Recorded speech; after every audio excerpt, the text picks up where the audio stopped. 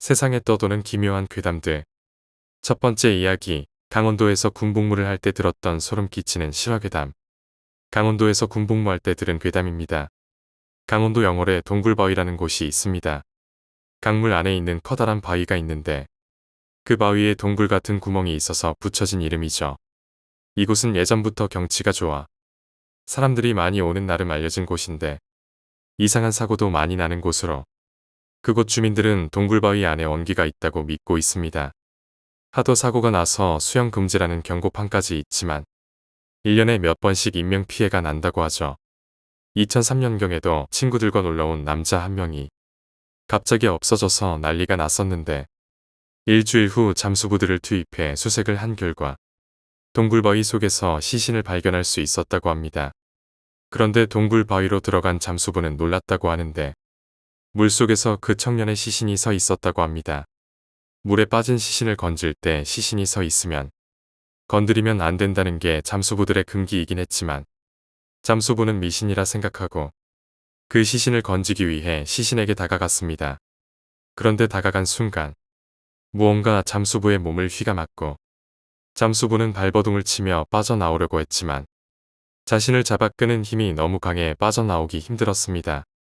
잠수부는 점점 자신의 몸이 가라앉는 걸 느꼈는데 그의 귀 속으로 여러 명의 여자들이 웃거나 울면서 말하는 소리가 생생하게 들렸다고 합니다. 다행히 동료 잠수부들이 다가와서 살 수 있었지만 땅으로 올라와 보니 그의 몸에는 마치 뱀이 지나간 자국 같은 게 나 있었고 그 잠수부는 그 일로 충격을 받고 잠수부 일을 그만뒀다고 합니다. 1월경에는 6살 된 산의 아이가 동굴바위 안에서 익사한 채 발견되었다고 하는데 사건이 있기 전 3일 전부터 아이가 자꾸 없어지곤 했답니다. 부모가 자꾸 어디 가냐고 다그치자 누나들이 자기랑 놀자고 불렀다고 했다는군요. 게다가 아이의 어머니도 꿈에서 5명의 여자들이 나와서 자기 아들을 데려가는 꿈을 반복해서 꾸었다고 합니다. 그래서 아이를 밖에 못 나가게 했는데 부모가 잠시 한눈을 판 사이 아이가 사라졌고 부모들이 찾으러 나왔을 때 동굴바위의 강 어귀에 아이의 신발과 옷가지가 널려 있었습니다. 당시 강원도의 매서운 겨울 날씨 때문에 강은 온통 얼어 있었고 마을 어른들은 얼어붙은 강을 건너 동굴바위로 다가가 물속을 살폈지만 아이의 시신을 발견하지 못했습니다. 동굴바위 안은 겨울에도 물이 잘 얼지 않는다고 하네요. 결국 경찰에 신고하고 인근 부대의 협조를 얻어 동굴바위를 수색했고 물속에서 아이의 시신을 발견했습니다. 아이의 사인은 얼어붙은 강을 건너 동굴바위 안으로 갔다가 익사했다고 결론 났습니다. 그런데 아이가 엄청 추운 날씨에도 불구하고 강가에 신을 벗어놓고 내복 차림에 맨발로 얼어붙은 강을 건너 동굴바위까지 가서 빠져 죽었다는 게 좀 미심쩍긴 했었죠. 경찰은 혹시 타살로 여기고 수사를 했으나 아이의 몸에는 아무런 자국도 누군가 끌고 간 흔적도 없었다고 합니다. 마을 사람들은 아이가 귀신에게 홀려서 그런 거라고 믿고 있다고 합니다. 두 번째 이야기, 미국의 보호소 괴담. 1872년 11월 10일 이른 아침, 미국 뉴올리언즈 제사관구 경찰서에는 교도소에 가기 전에 죄수를 임시로 가두는 여러 개의 독방으로 된 보호소가 몇 개 있었습니다. 그런데 이 중 7호 독방에서 감금돼 있던 여죄수 메어리 테일러가 이마에 자상을 입은 채 옷을 찢어 묶고는 목을 매서 자살하려고 하는 것을 순찰을 돌고 있던 간수들이 발견했습니다. 그들은 서둘러 자살을 막았고 메어리를 병원으로 후송시켰는데 그녀는 연신 알 수 없는 소리로 중얼거리고 있었습니다. 그 뒤 그녀의 자살 이유를 조사하던 경관과 의사 2명은 그녀가 정신을 차리자 자살 시도를 한 이유를 물었고 그녀가 한 이야기는 아주 이상한 얘기였습니다. 그날 독방 침대에 누워 잠을 자고 있던 메어리는 알 수 없는 차가움을 느껴 눈을 떴습니다. 그러자 그녀의 눈앞에는 사람의 형상이 보였습니다. 놀란 메어리가 정신을 차리고 자세히 보자 이마에 큰 흉터를 한 엉망으로 해진 옷을 입은 노파가 그녀를 노려보고 있었습니다. 노파는 그녀가 눈을 피할 수 없을 정도의 강한 눈초리로 쏘아보고 있었는데 메어리는 그녀가 무서워서 고개를 돌리려고 했지만 그녀의 몸은 전혀 움직이지 않았고 소리도 나오지 않았습니다. 그렇게 메어리를 노려보던 노파는 귓속말로 그녀에게 일어나도록 지시하고 메어리는 자신도 모르게 반쯤 정신이 나간 채 노파의 말을 따르고 있었습니다.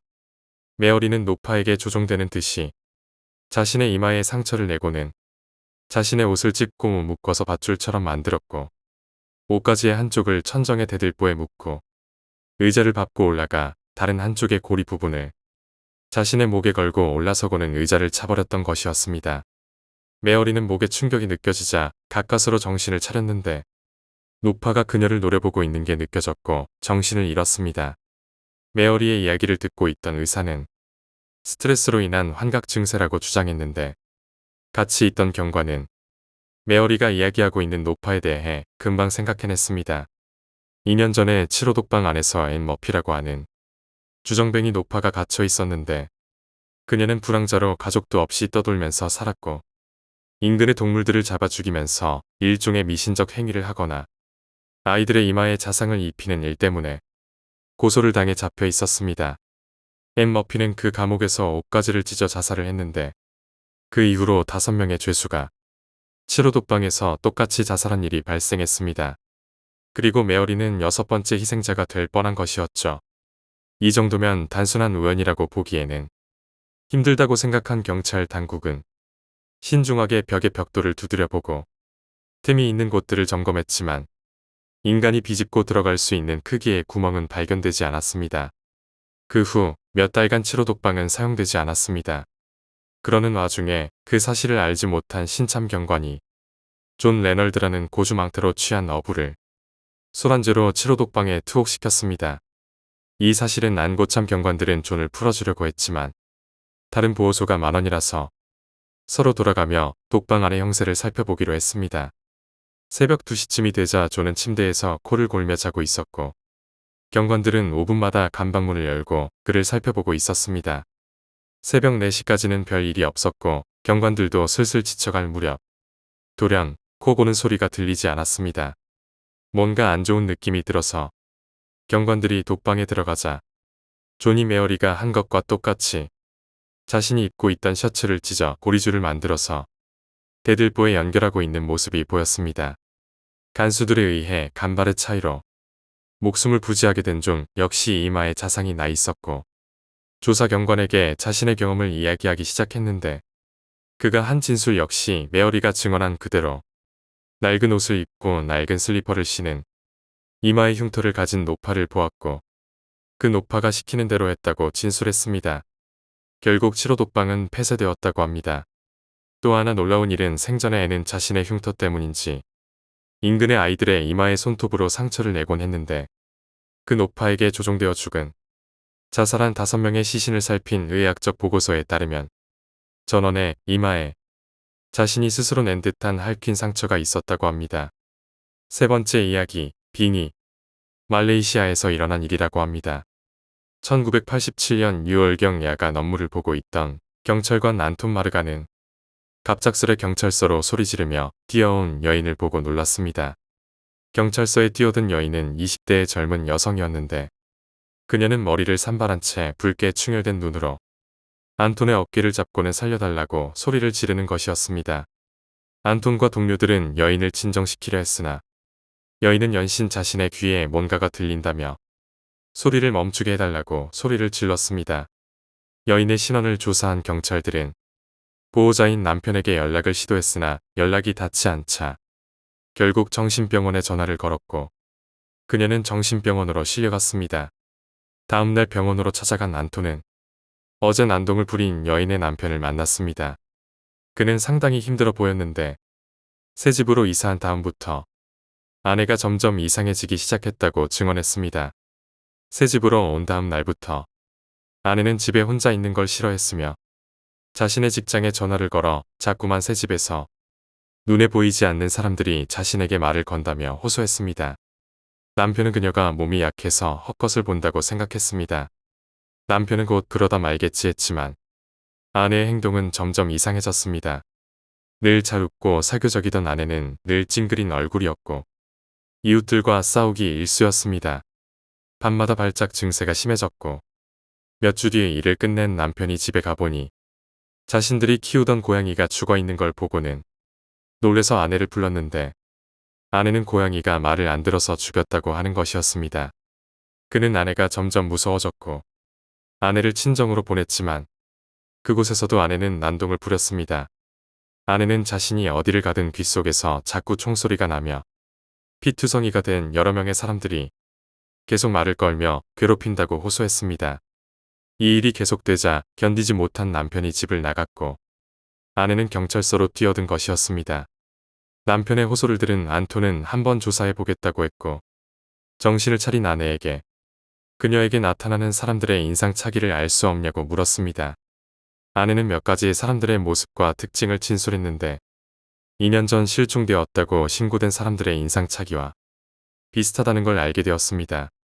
2년 전 그들 부부가 살던 집에는 6명의 가족이 살았는데 어느 날 밖에 나가 있던 한 명을 제외하고는 실종된 사건이 있었습니다. 경찰은 그 사건을 조사했으나 실종자들의 행적은 밝히지 못했습니다. 안톤의 보고를 들은 경찰들은 최면 조사를 했는데 최면 도중 아내가 아닌 다른 사람들이 말하는 것처럼 인격이 바뀌더니 자신들이 그 집에 들어온 무장한 3사람에게 살해당했고 약 10km 정도 떨어진 산에 매장되었다고 증언했습니다. 경찰들은 반신반의했지만 혹시나 하는 마음에 다음날 아침 인부들을 동원하여 문제의 장소를 파내려 갔는데 그곳에서 5구의 유골들을 발견했습니다. 유골을 발견한 경찰들은 유골에 박힌 총알 등을 검사하여 범인들을 조사한 결과 인근 산에 출몰한 마오이의 만행으로 밝혀졌습니다. 그 후 아내는 정신을 차렸으나 말레이시아 정부로부터 마오이의 일파라는 누명을 썼고 몇 년간 감옥 생활을 하다가 석방되었다고 합니다. 네 번째 이야기, 따라오는 여자. 지금까지 살면서 실제로 겪었던 제일 무서웠던 얘기 하나 할게. 입대하기 바로 일주일 전이야. 당시 입대 일주일 전이라 거의 매일 놀면서 술만 퍼마셨지. 12일 그날도 친구들이랑 술 먹고 새벽에 귀가 중이었어. 집이 90년대에 지어진 3층짜리 빌라였거든. 우리 집은 3층이었고 입구에 들어오면서 시계를 보니 새벽 3시쯤 되었을 때야. 입구를 지나쳐 집으로 들어가는데 새벽이라서 깜깜하니 1층에서 불 켜고 들어가려고 했어. 그런데 3층에 불이 켜 있는 게 보였어. 복도 계단에 불은 센서가 붙어 있어서 사람이 지나가면 불이 켜지고 1분 정도 후에 꺼지거든. 그러니까 이 새벽에 누가 올라가면서 불을 킨 지 1분여 정도밖에 안 됐다는 거잖아. 그렇게 생각하며 올라가는데 3층에서 깜짝 놀랐어. 웬 처음 보는 내 또래의 여자애가 서 있는 게 아니겠어. 속으로 무지무지 놀랐지만 태어난 척하면서 집으로 들어갔어. 그리고 집에서 자려고 하니 잠도 안 오고 해서 게임을 했지. 그렇게 한 4시쯤 됐을까. 누가 3층에서 아래로 내려가는 발자국 소리가 들렸어. 그리고 며칠 지나고 그 일을 까맣게 잊고 지내다. 입대 3일 전, 그날도 역시 친구들과 술 먹고 새벽에 귀가 중이었지. 입구에서 슬그머니 시계를 보니 새벽 3시. 문득 떠오르는 4일 전에 그 일. 속으로 의식하면서 집으로 들어가는데 다행히 아무도 없더라고. 그냥 피식하면서 집에 들어가서 게임을 하고 있었는데 한 30분쯤 지났을까 저 1층부터 들려오는 발자국 소리에 겁이 나기 시작하더군. 시간은 새벽 3시쯤. 쿵쿵거리는 가슴을 쓸어안고 다시 구멍으로 밖을 보니 역시 그 여자애가 있더라고. 몇 분쯤 관찰을 했을까. 불을 켜고 앞집을 바라보며 불이 꺼지면 다시 켜서 그런 행동을 되풀이하고 있는 그 여자아이. 낮에 친구가 한 얘기가 생각이 났지. 한번 따라고 보라고. 그럼 알게 될 거 아니냐고. 솔직히 겁났지만 그만큼 궁금하고 뭐랄까 그런 스릴이 있잖아. 꼭 이번에 따라가리라 맘먹고 신발까지 살짝 신고서 계속 구멍으로 보고 있었는데 그러다가 따라가기는커녕 그만 그 자리에 풀썩 주저앉고 말았지. 불이 꺼지고 좀 있다가 불이 켜지는데 그 사이에 그 애가 돌아서서 나를 보며 웃고 있더라고. 그리고 바로 입대해서 그 일을 잊고 살았는데 제대하고 다시 집에서 살다가 가끔씩 밤에 늦게 돌아올 때면 그때 생각이 나곤 해. 그리고 지금 그 앞집에는 아무도 살지 않고 텅텅 비었지. 그 노부부들은 어딜 갔는지 모르겠고 내가 군대에 2년 있을 동안 그 집은 빈집이 되었거든. 물론 그 후로는 그 여자애를 2번 다시 본 적이 없어. 그 애는 과연 무엇이었을까? 대낮인데 지금 생각해봐도 오싹해. 5번째 이야기, 이상한 민가.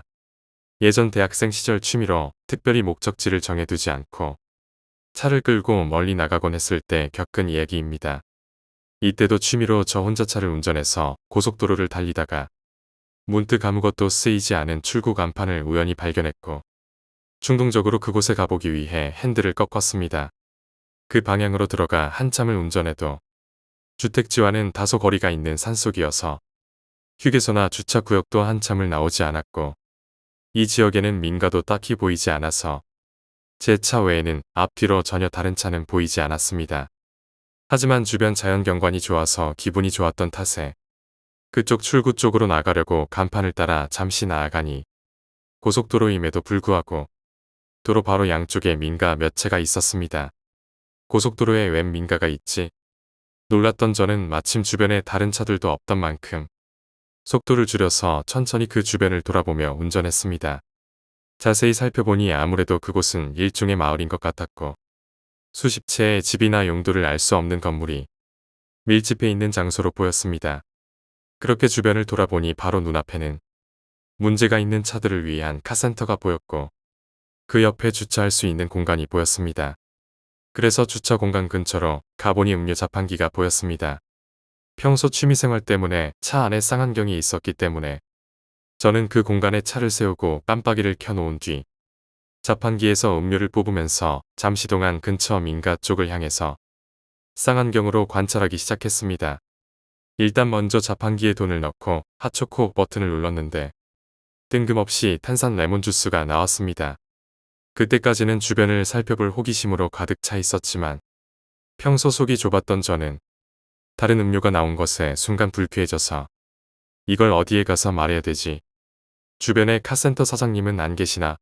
라고 생각했습니다. 그래서 자판기 주변에서 연락처를 찾아보니 전화번호는 없었고 주소 하나가 적혀 있었습니다. 주소를 자세히 보니 아무래도 그 주소는 이 주변인 것 같았습니다. 주변을 한 바퀴 돌아보니 바로 근처에 민가와 건물 뒤쪽에 자판기와 같은 메이커가 크게 인쇄된 트럭을 발견할 수 있었습니다. 저 트럭이 이 자판기 보충을 하러 온 차인가 보네. 라고 생각한 저는 마침 거리도 얼마 떨어져 있지 않아서 그곳으로 가서 음료수를 바꿔달라고 말하기로 결심했습니다. 트럭 쪽으로 걸어가면서 민가가 모인 쪽도 한번 살펴봤지만 그쪽에서는 사람이라곤 한 명도 찾을 수 없었습니다. 그러다 그 민가들 중 집 한 채 정도 조금 높은 장소에 유난히 큰 4층 사각형 집이 눈에 들어와서 전 아무 생각 없이 들고 있던 쌍안경으로 그곳을 들여다보았습니다. 그런데 그곳 옥상에 사람이 한 명 서 있는 게 보였습니다.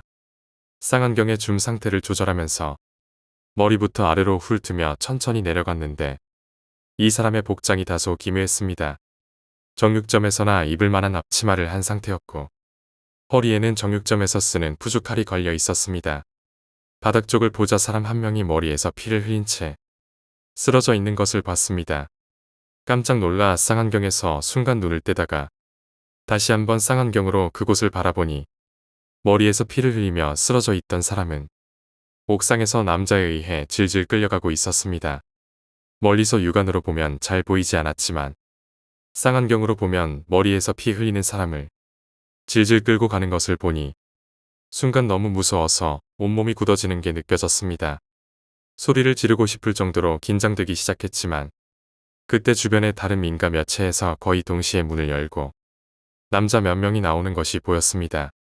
다행히 거리가 있었기 때문에 다들 이쪽을 보지는 않았고 저는 제 차의 시동을 켜둔 채였기 때문에 차로 바로 뛰어간 뒤 이곳에서 도망치기로 생각했습니다. 그리고 운전을 해서 나가기 시작했는데 이 장소에서 불과 50m 떨어진 곳에 바로 고속도로 출구가 있었습니다. 그 안에 사람이 없어 잠깐 놀랐지만 알고 보니 무인 고속 자동 통과 시스템이었습니다. 그곳을 보자마자 저는 바로 그곳을 통과해서 그 고속도로를 빠져나왔습니다. 100m로 뒤를 돌아보지도 않고 무작정 달렸는데 이윽고 지극히 평범하고 작은 동네에 도착할 수 있어서 안심했고 저는 제가 목격한 것을 바로 그곳 경찰에 신고했습니다. 처음에 얘기를 들은 경찰은 제 말을 믿지 않았는데 그 고속도로에 민가가 있는 것은 맞지만 버려진 지가 한참 돼서 사는 사람이 아무도 없다고 했습니다. 하지만 저의 거듭되는 강력한 주장에 마지못한 얼굴로 확인은 해보겠다며 잠시 기다리라고 하며 경찰 몇 명이 그곳으로 향했습니다.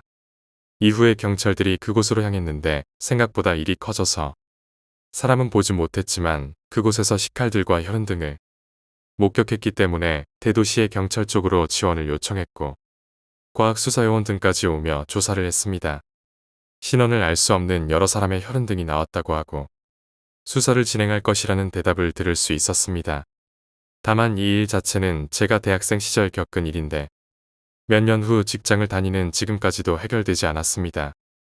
혈흔 외의 용의자를 특정할 만한 어떤 증거나 단서를 찾을 수가 없어 수사가 매우 어렵다는 말을 들었습니다.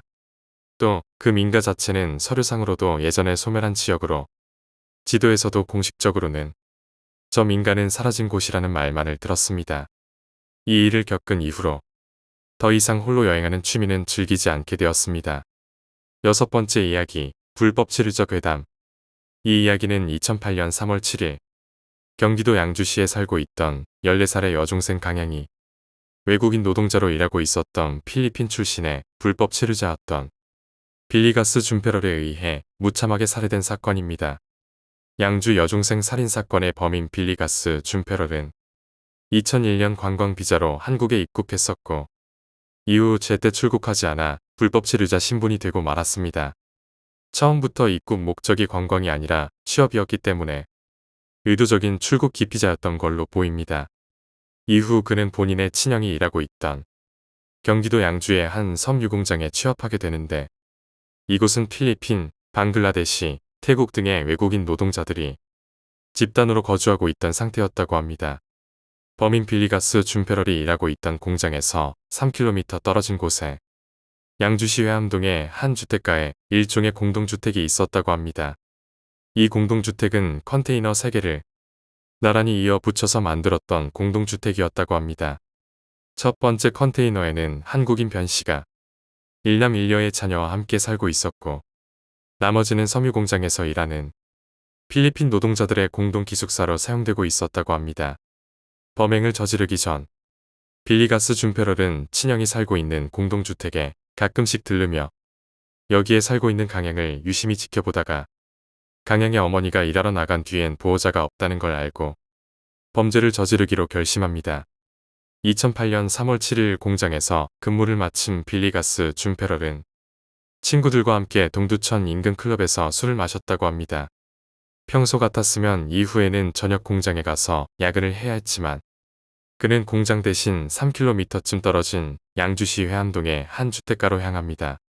범인은 이곳으로 와서 강양이 살고 있던 공동주택의 문을 두드리며 안을 살피는데 마당에 개들이 짖기 시작했고 이때 개들을 진정시키기 위해 집안에서 나오는 강양을 보고 혼자 있다는 것을 확인합니다.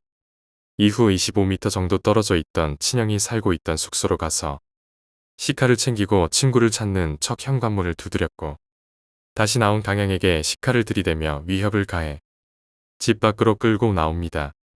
집 밖 30m 부근에서 범인은 강양을 눕히고 성폭행을 시도했는데 이때 범인의 팔이 느슨해지자 강양은 이를 뿌리치고 달아나기 시작합니다. 범인 빌리가스 준페럴은 바로 강양을 쫓아가서 흉기를 사용해 13차례 자상을 입혀 강양을 살해합니다. 범행을 저지른 후 그는 근처에 있는 친형의 집으로 가서 피 묻은 손을 씻고 피로 얼룩진 옷을 벗고 친형의 옷으로 갈아입은 후 택시를 불러 인근 하천으로 가서 범행에 사용한 흉기를 버리고 아무 일도 없었다는 듯이 회사 기숙사로 향했다고 합니다.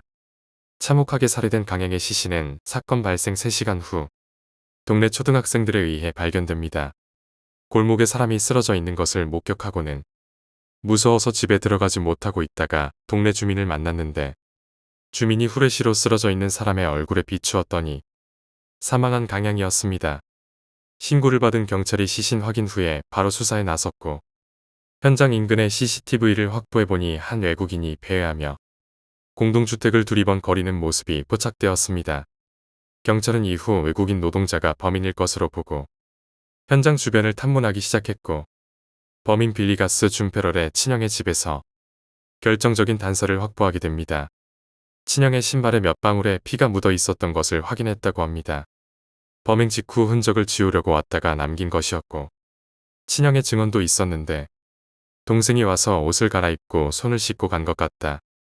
주방에 있던 칼도 하나 없어졌다. 라는 증언을 했다고 합니다.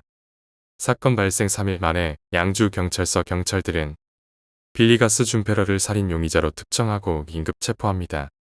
그는 경찰의 추궁에도 불구하고 혐의를 완강히 부인하며 오히려 큰 소리를 치며 뻔뻔한 태도를 보입니다. 또 한국에 거주한 지 7년째가 되는데도 한국말을 할 줄 모른다라며 통역 없이는 한마디도 하지 않겠다고 완강히 버텼다고 합니다. 실제로 통역을 데려오지만 그는 영어와 따갈로그어를 번갈아 쓰며 계속해서 비협조적인 태도를 보입니다.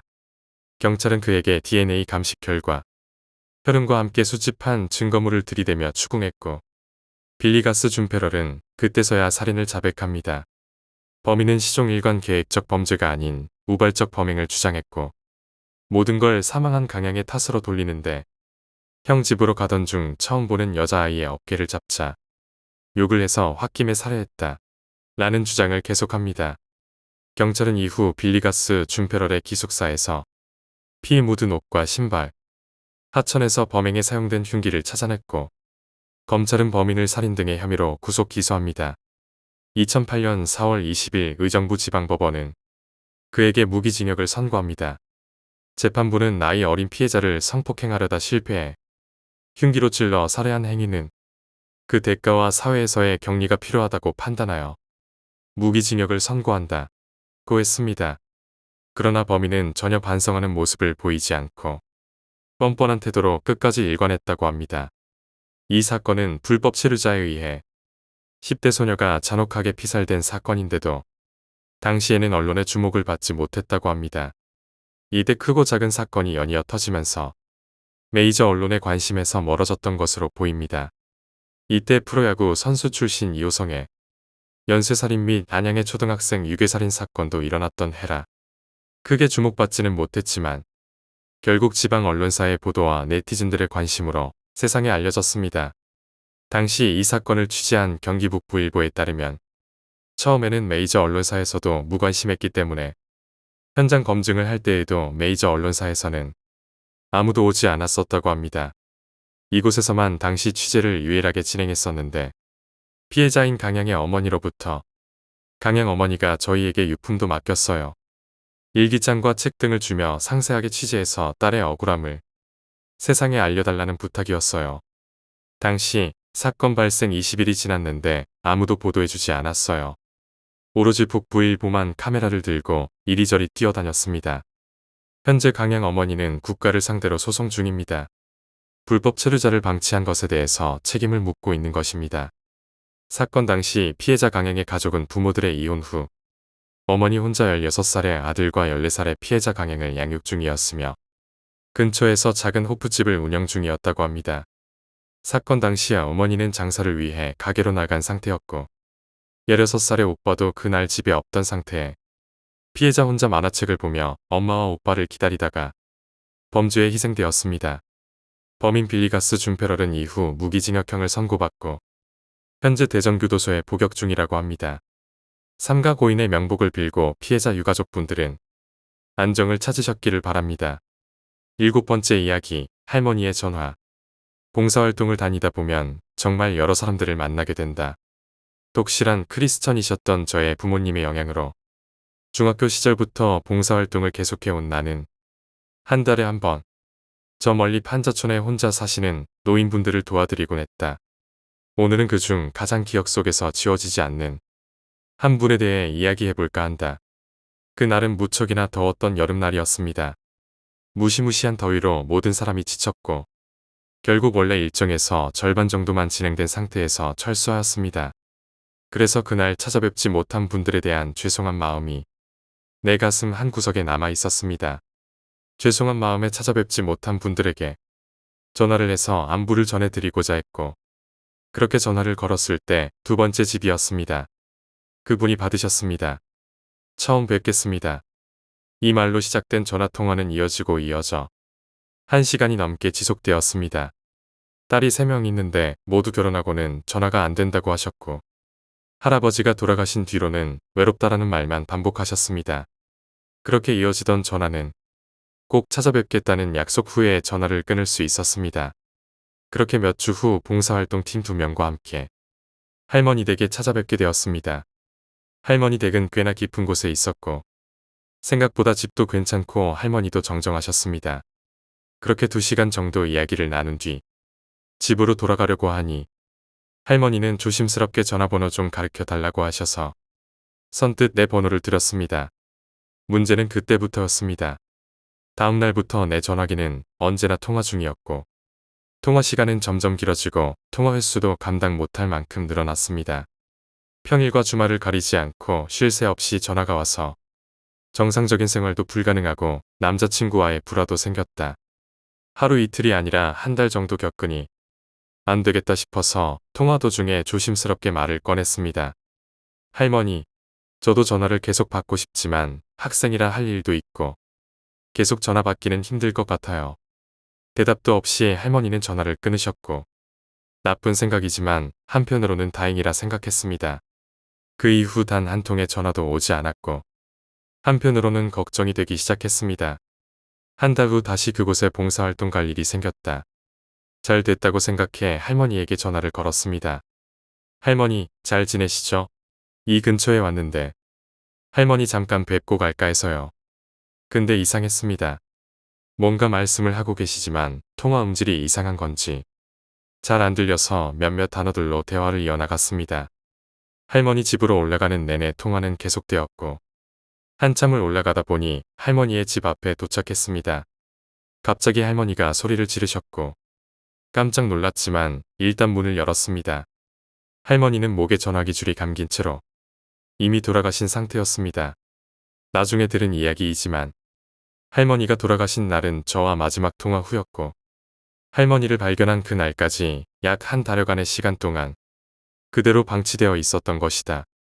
너무나도 더웠던 그 한 달이라는 시간 동안 어떻게 그 정도까지 사체가 잘 보존될 수 있었는지 아직도 의견이 분분하다고 했습니다. 이 일이 있고 나서는 나는 몇 달간 거의 아무것도 못하고 먹지도 못하고 집 밖으로 나가지도 못했습니다. 아직도 그때 그 얼굴과 눈빛이 지나칠 정도로 선명하게 기억이 납니다. 아니 무엇보다 할머니에게서 오는 전화가 멈추질 않습니다. 8번째 이야기, 하숙집 괴담. 역세권의 학교도 가까웠고 금액도 저렴했기 때문에 사는 데는 문제가 전혀 없었습니다. 하지만 집 자체가 오래돼서 그런지 여기저기 문제가 많았습니다. 그중 가장 괴로웠던 건 난방이 잘 안 되다 보니 방에 들어오면 굉장할 정도로 차가운 공기가 방 안을 채우고 있다는 것이었습니다. 당연히 바닥도 얼음장처럼 차가웠죠. 이건 좀 아니다 싶어서 주인 아주머니한테 말해봤지만 조금만 더 기다리라고 수리기사를 부르겠다고 하시더군요. 저는 수리기사가 올 때까지라도 일단 어쩔 수 없이 이불을 덮어쓰고 공부를 했습니다. 근데 왠지 모르겠지만 인기척이 느껴져 뒤를 돌아봤습니다. 문이 조금 열려 있더군요. 그때 전 문고리가 헐러서 그냥 그러려니 하고 문을 닫고 계속 공부를 했습니다. 그러다가 한 번은 인기척과 함께 문소리가 들려서 돌아보니까 문틈 사이로 뭔가 보이더라고요. 그날은 여러 가지로 며칠 동안 무리를 했던 상태라 굉장히 피곤했고 단순히 헛것을 본 거라 가볍게 여기고 넘겼습니다. 근데 아무리 생각해도 사람 얼굴인 것 같았습니다. 아무래도 찝찝한 기분이 가시질 않아서 다음날 아주머니한테 물어봤습니다. 무슨 말이냐며 자기는 그런 이야기 처음 들어본다고 하시며 인상을 쓰시더군요. 그래도 일단 알아본다고 하시며 다른 애들 오면 물어보겠다네요. 그리고 그날 저녁 노트 필기 정리를 하다가 배가 아파서 잠시 화장실을 가기 위해 일어섰는데 사람 얼굴 2개가 열린 문틈 사이로 저를 보고 있었습니다. 물론 그게 진짜 사람이라고 생각할 수도 있었지만 아니라고 생각할 수밖에 없었어요. 그건 눈이 없었으니까요. 전에 헛것을 본 게 아니었다고 확신했습니다. 살면서 귀신 한 번 안 보고 살아서 그런지 더 충격이었습니다. 그날 결국 전 뜬 눈으로 밤을 보내야 했고 그리고 다음날 밤 엄청난 양의 손들이 문 안으로 들어왔습니다.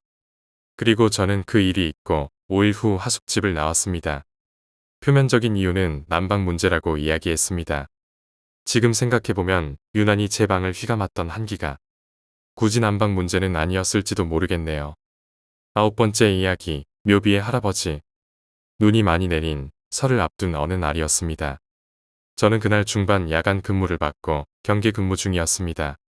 경계 근무는 2명이 한 조로 근무를 서는데 그날은 눈이 좋기로 소문난 후임병과 서게 되었습니다. 참고로 이 녀석은 야간에도 200m가량 떨어진 곳에서 오는 사람도 구별해냅니다. 문제는 사람만 보는 게 아니라 사람이 아닌 것도 본다는 것. 근무 시간이 끝나갈 새벽 1시 무렵이었습니다. 반실신 상태로 졸음 근무를 서는 제게 후임병이 말을 걸었습니다. 나 병장님 저기 봐보십시오. 눈을 비비면 녀석이 가리킨 곳을 야간 투시경으로 봤지만 평소와 다를 바 없는 무덤이 많은 광경의 경계 근무 지역밖에 보이지 않았습니다. 그래서 뭘 보라는 거야? 하며 짜증 섞인 어조로 말했더니 녀석은 진지한 모습으로 이렇게 말했습니다. 묘지 비석 위에 사람이 앉아 있습니다. 안 보이십니까? 속으로 무서웠지만 병장인이 내색하지 않고 무덤이 사방에 널리고 깔렸는데 귀신 하나 없겠냐? 하며 얼버무렸습니다. 그런데 녀석은 아랑곳하지 않고 계속 그곳을 바라보며 말했습니다. 자세히 보니 사람 같습니다. 할아버지 같습니다. 녀석의 말에 무서워서 미칠 지경이었지만 계속 내색하지 않으며 그래, 무덤의 영감님이 눈이 많이 와서 눈 쓸러 나오셨나 보다. 하며 얼버무렸습니다. 이윽고 다음 근무자와 교대하고 자러 갔습니다. 다음날 아침 밤새 내린 눈이 한 뼘이나 쌓여 동기들과 눈을 치우러 가는 길이었습니다. 우연하게 어제 후임병이 말한 그 초소에 그 비석 앞을 지나가게 되었는데 동기의 말에 아무 말도 할 수 없었습니다. 후임병의 말은 사실이었던 것입니다. 야, 이 비석 신기하지 않냐? 눈이 엄청 내렸는데 여기 위에만 안 쌓였잖아. 누가 밤새 이 위에 앉아 있었나? 10번째 이야기, 여자의 울음소리. 지금도 그 사람을 생각하면 소름이 돋는다. 어떻게 그런 일이 일어날 수 있는지. 나 역시도 사실이 아니라고 믿고 싶지만 어떻게 내가 듣고 본 사람의 이야기를 의심할 수 있겠는가. 그는 비참하게 죽었다. 나는 그가 겪은 이야기를 그가 죽기 전에 직접 들었다. 이야기를 듣는 동안 나는 공포에 떨었고 이야기를 듣고 난 후에도 한동안 두려움에서 벗어나질 못했다. 나는 그런 일이 나에게 닥칠까 너무 두려웠다. 이 최첨단 시대에 어떻게 이런 일이 일어날 수 있는가. 나는 그의 이야기를 떠올릴 때마다 이렇게 탄식하곤 했다. 그건 우리의 상식으로는 도저히 믿어지지 않는 일이었다. 그러나 그런 일이 실제로 있었고 문제는 여기에 있는 것이다. 우리는 이런 일들이 우리가 모를 뿐 얼마든지 있을 수 있다고 생각해야 한다. 그리고 저마다 조심하지 않으면 안 된다. 그렇지 않으면 내가 아는 사람이 그 사람처럼 처참하게 희생될 수도 있기 때문이다. 지금부터 내가 하는 이야기는 지금은 이 세상에 없는 그 사람으로부터 직접 들은 것을 그대로 옮기는 것이다. 그는 S대학 사학과 4학년 때 같은 과 친구들과 제주도로 졸업여행을 갔다. 졸업여행을 가는 사람들의 대부분이 그러하듯이 그 역시 추억을 만들고 싶어 했다. 그런 이유로 많은 곳을 돌아다녔고 그 여행은 무척 즐거운 경험이었다고 한다. 아쉬움과 설렘이 흐르는 마지막 밤이 되었고 그와 친구들은 함께 캠프파이어를 하며 술에 취해 놀고 있었다. 그곳은 제주도의 외딴 바닷가였는데 주변에 울창한 솔밭이 끝없이 펼쳐져 있었다. 그와 그의 가장 친한 친구 A는 함께 화장실에 가기 위해 자리에서 일어섰고 둘 다 술이 심하게 취해 있어서 화장실을 찾기보다 용별을 해결하는 것이 더 급해졌다. 다른 사람들의 눈을 피해 솔밭으로 들어갔고 생리 현상을 해결한 뒤 돌아서려는 순간 어디선가 사람 소리가 들려왔다. 그도 들었고 그의 친구 A도 들었다. 깊은 밤 외딴 바닷가에 사람 소리가 난다. 구슬프게 우는 여자의 목소리. 그 소리가 왠지 그에게는 몹시 기분 나쁘게 들렸고 빨리 돌아가자고 A를 잡아 끌었는데 A는 소리 나는 곳이 어딘지 찾아보려는 듯 두리번거리며 돌아다녔다. 빨리 가자고 보채는 그에게 A는 오히려 소리 나는 곳에 한번 가보자며 그를 잡아 끌기 시작했다. 평소였다면 가지 않았을 것을 술 기운과 A와 함께라는 생각의 두려움도 잠시일 뿐 A를 따라 소리가 나는 쪽으로 가게 되었다. 솔밭 깊이 들어갈수록 울음소리는 점점 더 크게 들려왔고 얼마 안 가서 울음소리가 나는 곳에 도착했다. 그곳은 바다가 훤히 내려다 보이는 벼랑 안쪽의 작은 무덤이었는데 한 여자가 무덤 앞에 엎드려 울고 있었다. 그 여자를 보는 순간 머리털이 쭈뼛 곤두서는 것 같았다. 인기척이 나자 여자는 약간 놀란 듯 고개를 들어 그들을 바라보았다. 놀란 것은 그들도 마찬가지. 홀쭉한 얼굴에 창백하다 못해 파르스름한 얼굴. A는 술 기운이 잔뜩 올라 선뜻 그 여자에게 무슨 일이냐고 물었고 굉장한 이유를 기대했던 그들에게 돌아온 대답은 별로 특별한 게 아니었다. 그 무덤은 남편의 묘이며 남편은 어부였는데 여자와 결혼 후 사흘 만에 바다에 나가 죽었다는 것이며 그날이 여자가 결혼한 지 3년째라고 했다. 하도 억울하고 슬퍼서 그렇게 울고 있는 것이라는 게 그 여자의 말이었다. 그런데 그렇게 말하는 여자가 그의 눈에는 좀 이상해 보였다고 한다. 그런 외딴 곳에서 그것도 한밤중에 홀로 낯선 외지 남자 둘에게 아무 거리낌이나 경계도 없이 그런 얘기를 한다는 게 아무래도 정상은 아닌 것 같았다고 한다. 더구나 파리하게 비추는 달빛 때문에 불안감과 초조함이 더해지자 그는 A에게 이제 그만 내려가자고 했으나 A는 계속 그 여자와 대화를 할 뿐 내려갈 생각 자체가 없는 듯 보였다. 인내심의 한계에 다다라 A를 잡아 끌었으나 A는 벌컥 화를 내며 그렇게 가고 싶으면 혼자 가라며 소리를 질렀다. 그 말을 들은 그도 화가 치밀어 올라서 혼자 갈 테니 잘 해보라고 소리치며 그곳에서 내려와 버렸다고 한다. 그리곤 숙소로 돌아가 잠을 잤고 다음날 아침에 일어나 보니 친구들이 A가 없어졌다고 난리들이었다. 그는 과 대표에게 간밤에 자초지종을 설명한 후 그곳에 가서 찾아보자고 했다. 무언가 잘못된 것을 느낀 것은 여기서부터였다고 한다. 그 무덤가로 가는 길은 그가 생각했던 것보다 훨씬 험하고 거리도 멀었다. 한밤중에 어떻게 그곳까지 갔다 왔는지 스스로도 이해가 안 될 정도의 길. 힘들게 도착해 보니 무덤에서 조금 떨어진 벼랑 끝에서 뒤척이면 떨어질 정도의 아슬아슬한 위치에서 잠을 자고 있는 A를 발견했다. 뒷목이 뻐근해 짐을 느낀 그는 A를 깨워서 어찌된 일이냐고 물었고 A는 간밤에 일을 하나도 기억하지 못한 채 자신이 왜 거기서 자고 있는지 되물었다. 괜히 하는 소리는 아닌 것 같았다. 한밤중 적막한 바닷가 벼랑 끝 무덤에서 울고 있는 여자를 만난다는 것이 과연 평범한 일일까? 답답함만을 남긴 채 여행은 끝이 났고 졸업을 하고 각자의 일이 바쁘게 되어 A와도 멀어졌다고 한다. 그로부터 꽤 오랜 시간이 흐른 후에 그는 역사 탐사차 다시 제주도로 향하게 된다. 그리고 그곳에서 차라리 몰랐으면 하는 이야기를 듣게 된다.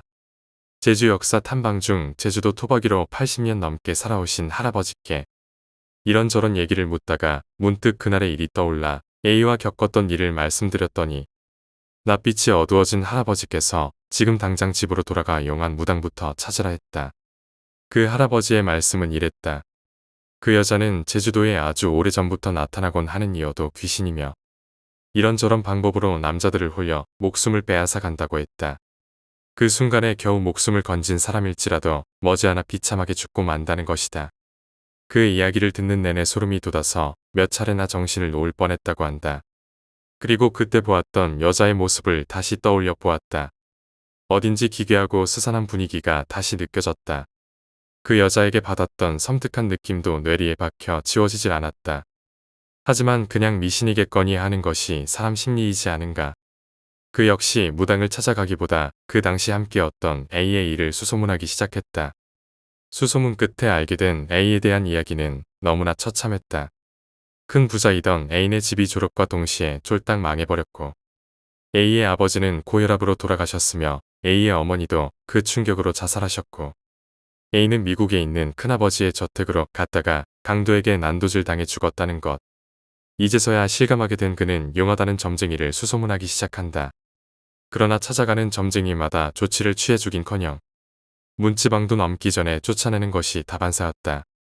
그 후 그의 집에는 원인을 알 수 없는 화재가 발생했고 그 화재로 가족들이 모두 죽고 그 역시 팔과 다리를 절단한 채 살아야만 했다. 여기까지가 내가 그로부터 들은 이야기였다. 내게 그 이야기를 전한 이후에 그는 휠체어를 탄 채 스스로 계단에서 굴러 자살했으며 가족이 모두 죽어 연고가 없던 그의 시신은 화장되었다. 11번째 이야기, 하숙집. 예전에 저희 집은 하숙집을 했었습니다. 하숙집이라서 방이 넓고 집 또한 오래된 부분이 많았습니다. 그 일이 있던 날은 다른 날과 다르게 비가 많이 왔던 것 같습니다. 그날도 새벽까지 공부하다가 잠들었습니다만 새벽 3시쯤이었을까요? 갑자기 방문이 열리는 것이었습니다. 그래서 저는 엄마겠지? 생각하고 엄마야? 라고 물었는데 엄마라고 생각했던 검은 그림자는 저를 무시하고 부엌 쪽으로 지나갔습니다. 전 늦게 자서 화를 내시나 싶어서 다시 누웠죠.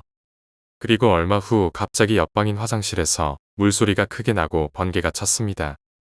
전 너무나 무서워서 이불을 덮었는데 이번엔 갑자기 아무도 없던 침대가 들썩들썩 심하게 움직이는 것이었습니다. 처음엔 내가 가위 눌리거나 아니면 심하게 떨고 있어서 그런가 하고 차분하게 진정하려고 했습니다.